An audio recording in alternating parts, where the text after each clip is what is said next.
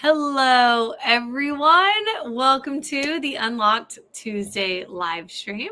My name is Jessie Lang. If you guys don't know me, I own a large rental portfolio here in Columbus, Ohio, and I teach. Today, we're talking a lot about newbies. So, I teach newbies, active, and aspiring investors how to buy 1 to 3 rentals per month on autopilot.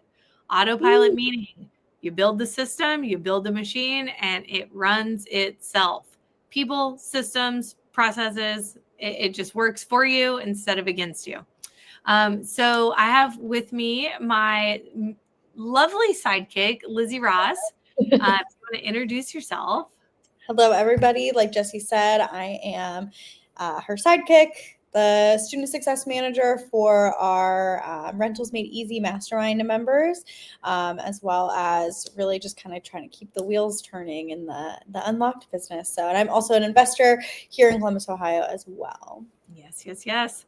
And today we are talking about a topic that we actually get questions about all the time. And we actually hear people all the time kind of say these sentences that we're going to say to you all the time.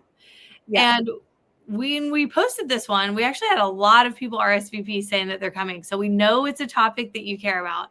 Today, we are talking about the 5 most common rookie deal killers. These are the exact mistakes that keep you guys stuck at 0 properties, or maybe you bought 1, but you don't know how to make it scalable. So we are going to go over all 5 of those mistakes. And y'all let me know in the comments as we go through, are these mistakes that you've made? Are these deal killers that you have fallen for? And do these things sound familiar? Okay. So let's hop in. And, before I start, I do want to say, I don't want you guys to feel bad about any of these. If you're like, oh man, that's me. That one's also me. You're talking straight to my soul. Please don't feel bad, because I personally have made every single mistake that we have here. All of them. And so plenty more.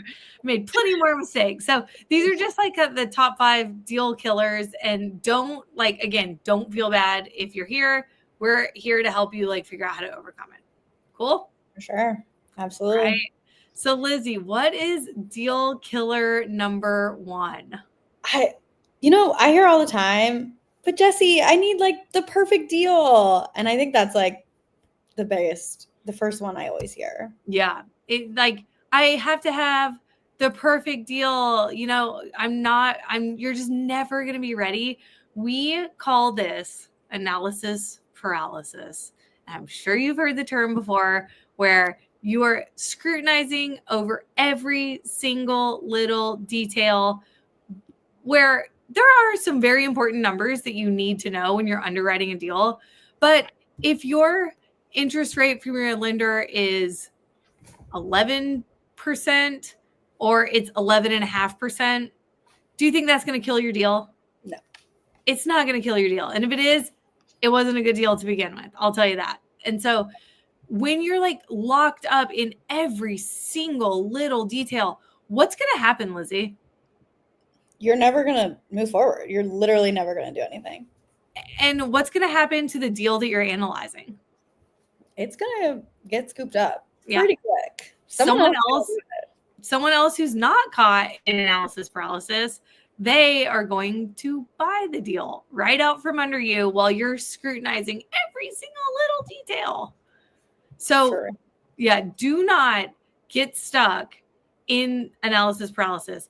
And I think a lot of reasons that people are scrutinized over every single detail is, 1, you don't know what's important when you're looking at a deal, right? You think everything's important when that's actually not the case.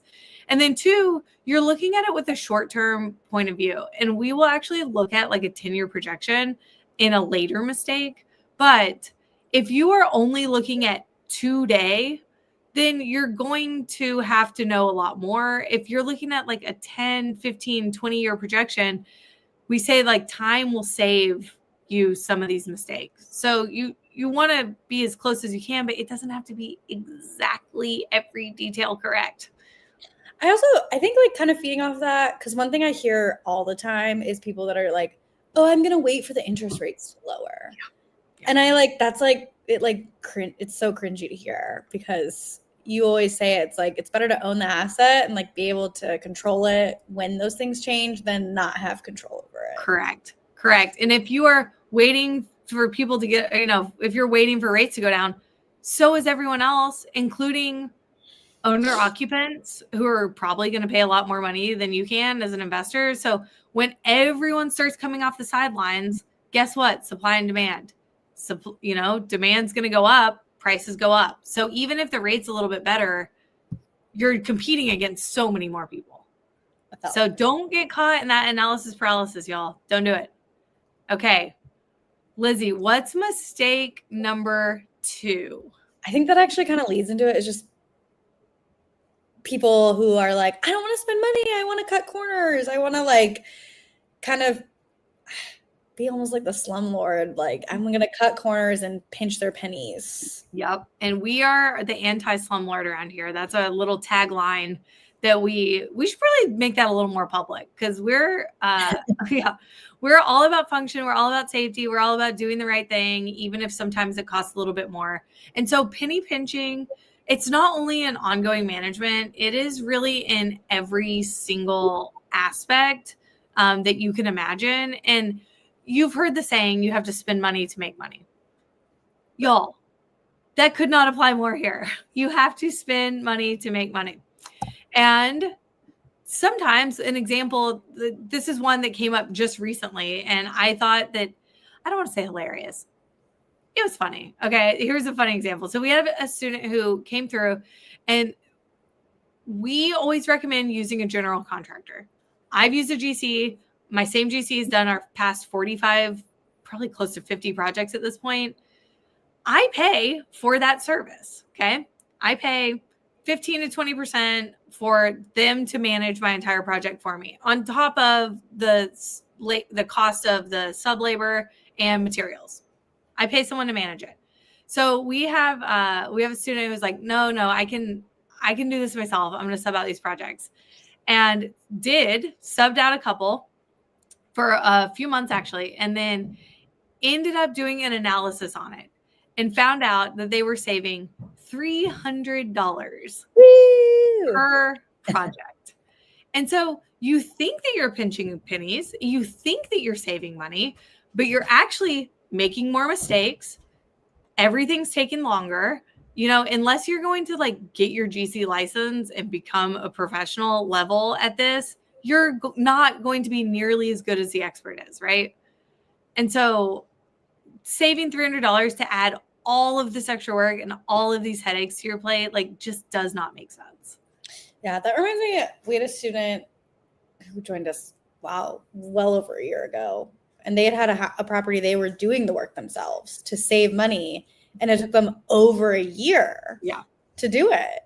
I don't know if you remember that, but then they joined, they'd hired out a GC, and they were stabilized and refinanced within 2 months. So it's like, and we're like, oh my gosh, why wasn't I doing this before? So, and GC is just like one example. There are so many with, people hear that a hard money lender cost 11, 12% annualized, and they freak out like, oh my gosh, I could never pay that much.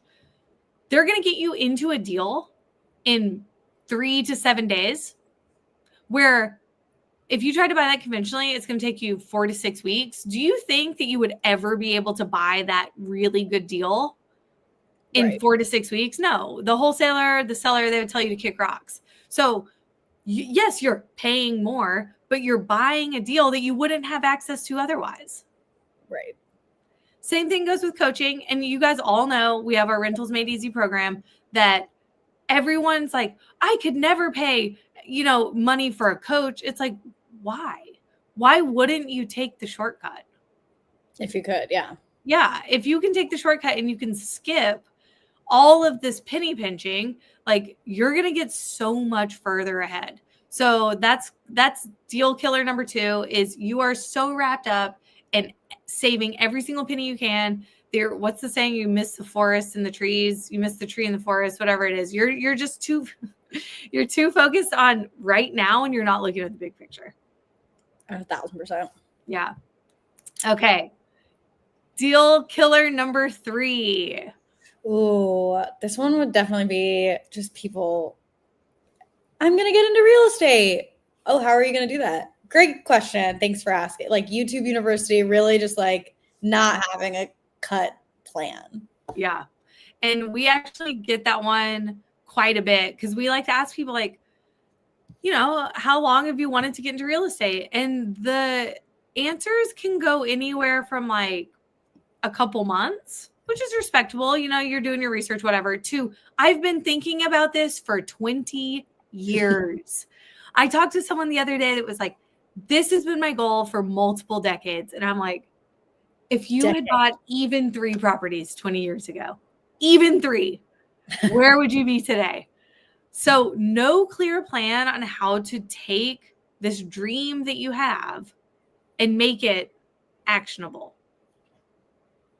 Y'all, let me know in the comments, what are some things, hey, Michelle's here, awesome. Y'all, what are some things that you have, like, you've been thinking about it, but maybe you haven't started. You're on this because, you know, you're likely a rookie. If you're not, thanks for being here anyways. But likely you're a rookie. What are some of like the steps that you feel like you're missing? I want to hear from everyone, and these are super interactive. So I will respond. I'll try to solve your problem if you can give me one. I think like from my personal experience, Jesse, is I exactly like this. I didn't have a plan. I didn't know how to do even like the babyest baby steps. And that's one of the reasons that, for those who don't know, I started as Jesse's student before I started working for her full time. But I joined, you know, your program 2 years ago now. And it was like, it gave me all the baby steps that I couldn't just like find online, or like I would spend hours Googling or researching, or nowadays I'd ChatGPT it, and like I'd still kind of didn't know the right route. And so I had this like cut clear plan, like even like opening my LLC, I had no idea how to do that. Right. And that tripped me up for literally years until I met you. Yeah, because you just get overwhelmed. You just get like, you know, you don't want to make a mistake. So you end up taking no action at all. And then I have some other examples here that are pretty common. So if you don't have a buy box, and if you don't know that lingo, it's like this. As a good investor, you want to have a very tight buy box where you're kind of buying the same deal over and over and over. That's how you make it scalable.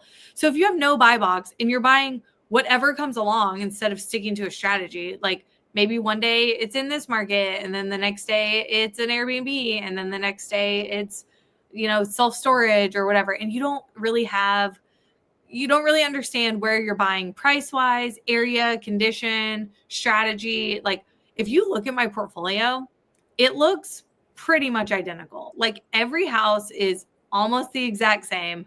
And yeah, I mean, I'd say 90% of the portfolio looks the exact same. And that's because I have a very, very tight buy box. And so we see people without a game plan, without a buy box, who are just willy-nilly making offers on all sorts of stuff that doesn't make sense. And so you can't do that, y'all. You got to have a clear plan.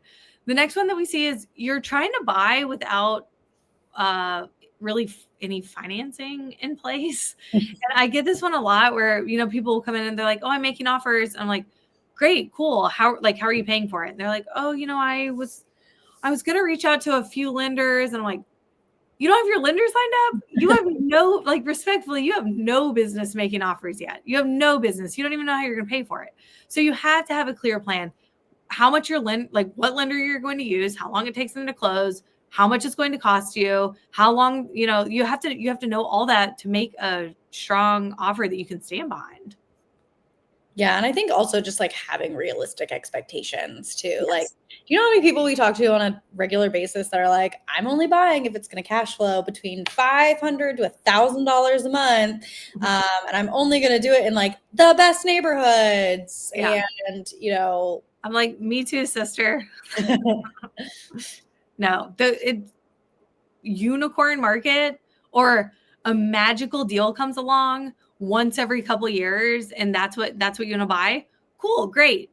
that is a hobby. That is not a business. So congrats. You got a couple of home runs, and I have plenty of home runs in my portfolio, but I will tell you, you don't build a business on home runs. Correct. You build a business on first and second base hits. And so if you are looking for $500 a month cash flow, keep on looking, or buy today, wait 5 years, and you may be able to get there with rent increases. But I'm telling you, if you're coming out of the gate with that expectation, you have no plan. Respectfully, you have no plan. Like that, just, you're never going to buy anything. Right. Or even like that kind of leads into the next one of like expecting to have an overnight transformation, and like this is a get rich quick scheme. Like that's a big deal killer. Yeah. So we hear people like, oh, I need to be making, like, I have a 6-figure job and I want to replace my income in a year. I'm like, okay, well, you're probably not going to do that on rentals on day one. Maybe if you throw in some flips, throw in some wholesales, like that's all stuff that we coach on. Maybe your active income can help support that. But if you're trying to replace it with passive income in 12 months, like, respect, but that's not going to happen. So I want to show you guys a 10-year projection. And this is something that I have coached on in the past, if you guys have been around, but I'm going to show it all to you. Let me share my screen. Okay. Can y'all see this? I'm going to zoom in real big. Yes. Can you see my 10 years? Okay. We'll go 75. We're missing 2030, but what? You were good. Okay. So this is a chart of what could happen on a deal that you purchase. This is an exact deal that I bought in 2021. So that's when this timeline starts. You could do the same thing in 2025. And I'm going to show you exactly how this long-term projection kind of plays out.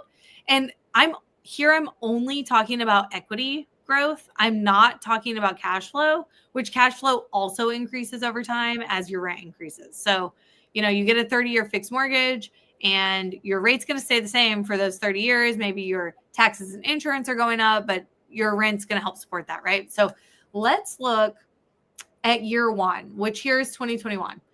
This property that I purchased when it was fixed up is worth $200,000.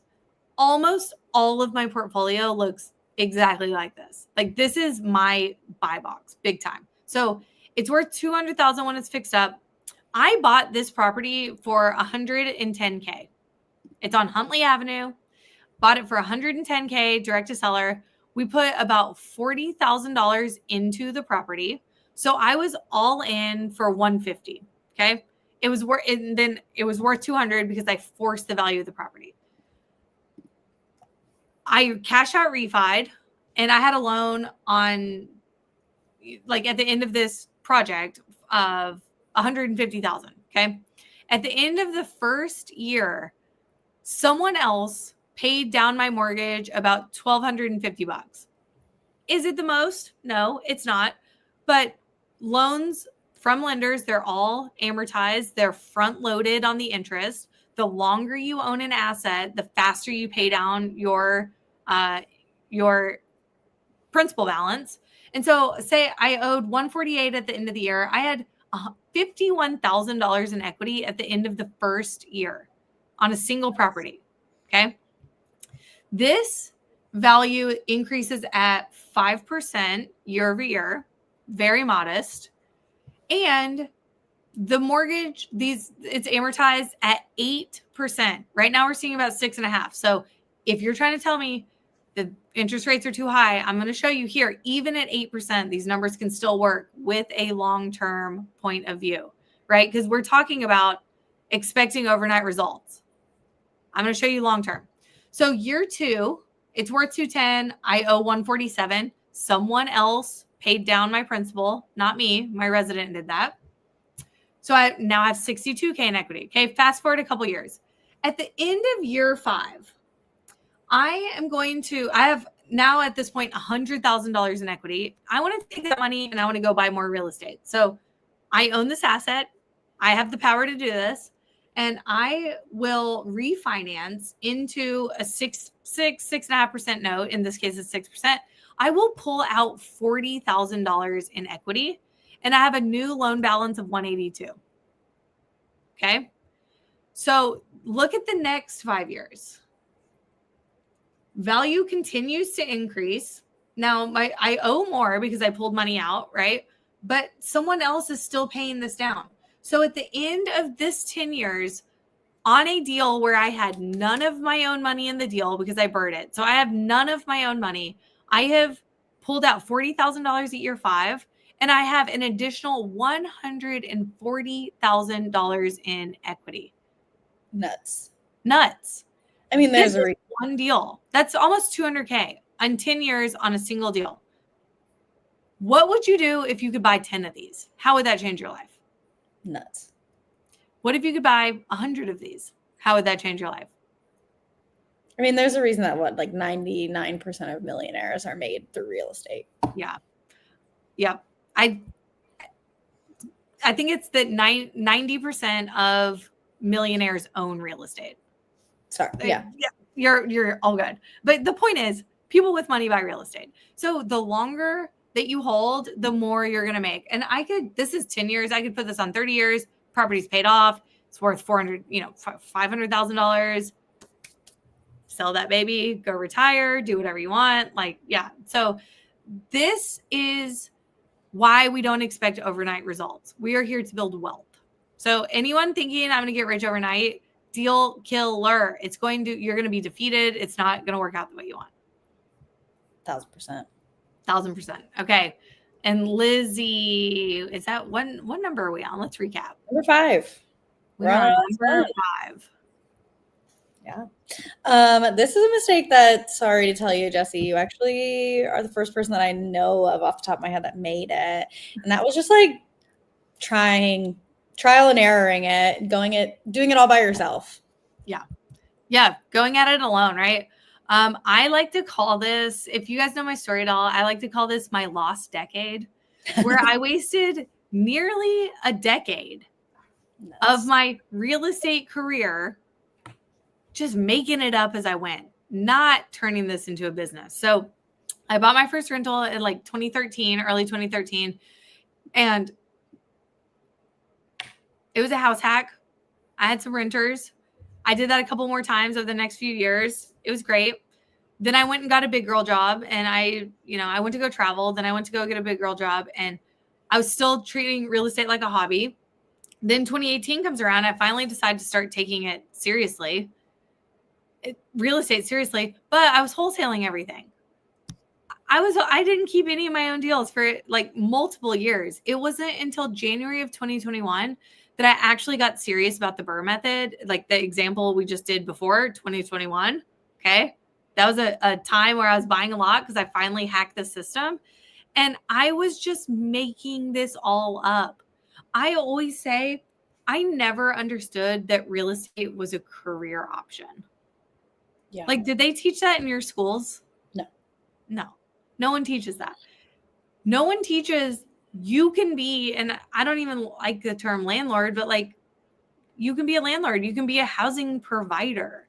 No one shows that as a career option. And so I just spent almost an entire decade.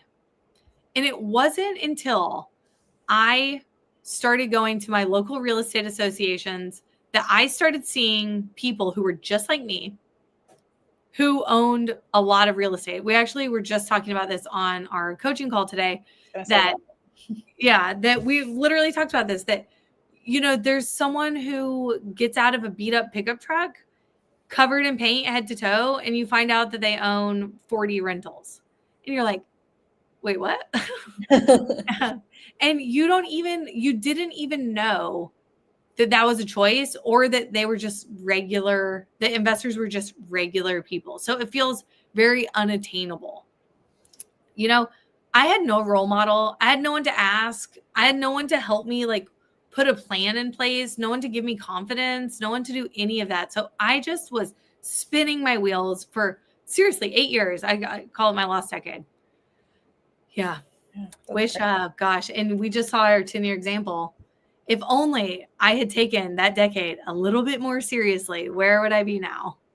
Yeah, I mean, you bought what, 60 in less than 3 years. So who, oh goodness, could you imagine? Yeah. Yeah. If I had a plan and I had people around me doing the same thing and showing me what was possible, that would be, I mean, no offense to you guys. I love you all. And you know, I love doing this, but I'm telling you, I'd be on an island somewhere and not sitting, not sitting on a Zoom in my basement. You know what I mean?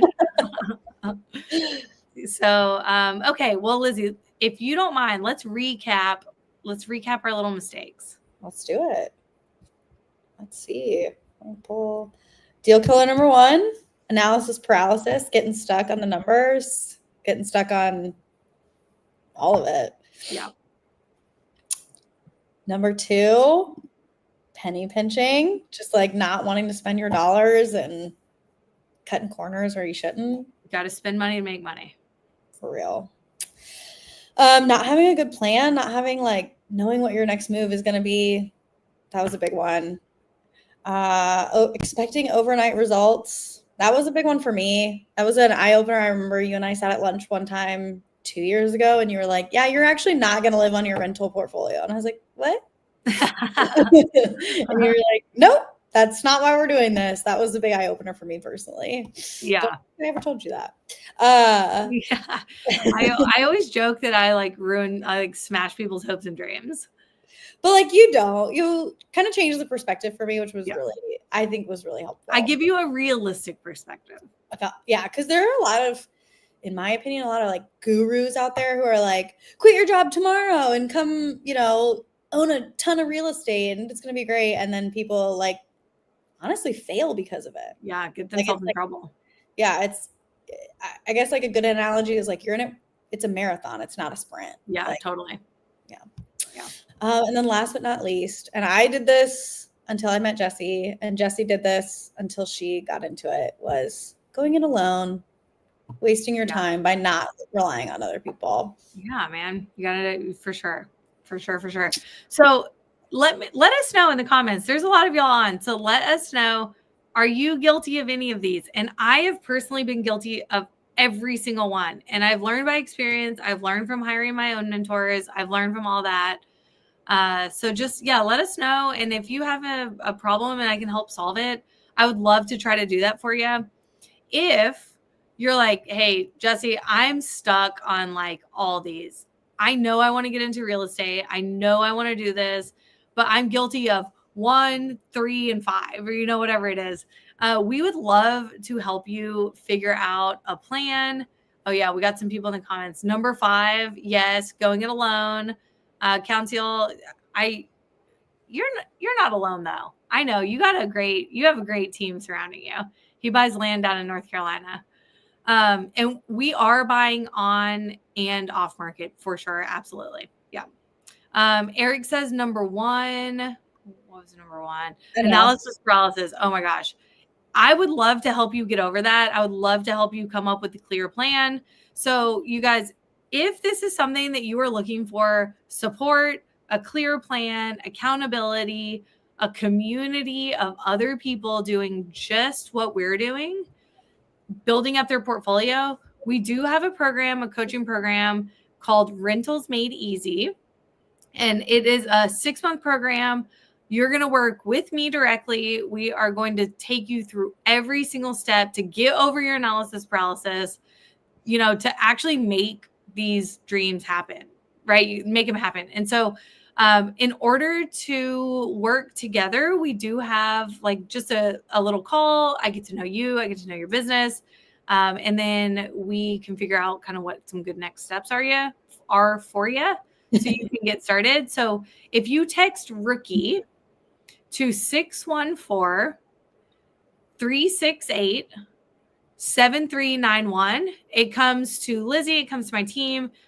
We will just ask you some quick little questions and we will set up a call with you to discuss everything that we've kind of talked about here today and how we help people not only buy their first property, but scale up to a point where you're buying 1 a month. You're buying 2 a month. You're not just kind of cherry picking the best ones. You are creating a systematized, scalable business. So we do have some time available this week with our team. And if we'd love to chat with you and let us know or let you know how we kind of help people build out this business. So don't fall for these mistakes. Y'all don't fall for them. They are so easy you can overcome it. You can overcome these deal killers and actually get into a place where you are buying real estate and you're fulfilling these dreams. So cool. Good. Awesome. Okay. Well, speaking of dreams, we're out next week. I am on a cruise, so we will not be here. I have the privilege of taking my best friend growing up and her whole family. We're treating them to a cruise. It's something that, I've worked really hard my whole life to be able to say I could do these things and to be able to, take family, take friends, and do cool stuff. So I have the privilege of doing that next week. So we won't have a live stream, but I will see you guys in 2 weeks. And if you have any questions, post, whether you're on the replay or watching live, or text that number. Yeah. Or text the number 614-368-7391. Cool. See you guys. Thanks, guys. Bye. Bye.